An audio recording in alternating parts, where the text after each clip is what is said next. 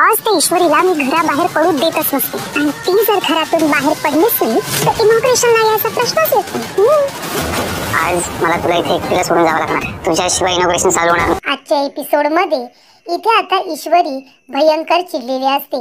लावण्याने तिच्या बरोबर जे काही करण्याचा प्रयत्न केलेला असतो त्यामुळे ईश्वरीला तिचा खूप जास्त राग आलेला असतो.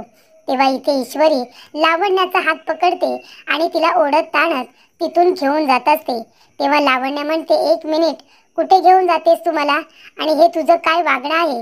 तेव्हा इथे ईश्वरी म्हणते, चला माझ्या बरोबर, मी तुम्हाला कुठे घेऊन जाते ते बघा. तेव्हा इथे ईश्वरी लावण्याला ओढत ताणत आता गेस्ट रूम मध्ये घेऊन आलेली असते. तेव्हा इथे स्पॅम घाबरलेली असते. स्पॅम म्हणते, अरे बापरे, आता ईश्वरी भयंकर चिडले. जर तिला कळलं की या सगळ्याच्या मध्ये मी सुद्धा होते आणि जर इथे लावण्याला कळलं की मी तिथे नव्हते तर मात्र माझं काही खरं नाहीये.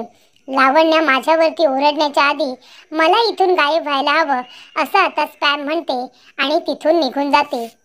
तर प्रेक्षकांनो, इथे आता ईश्वरी लावण्याला गेस्ट रूम मध्ये घेऊन आलेली असते. तेव्हा लावण्य म्हणते, 1 मिनिट, तू मला इथे घेऊन का आलीस? तेव्हा ईश्वरी म्हणते, का, काय झालं? तुम्हाला इथे घेऊन आले तर तुम्हाला भीती वाटली का? तुम्हाला काय वाटलं लावण्य मॅडम? मी तुम्हाला इथे गेस्ट रूम मध्ये कोंडून ठेवेन असं वाटलं का तुम्हाला? जसं तुम्ही मला कोंडून ठेवलात. का केलं तुम्ही असं लावण्य मॅडम?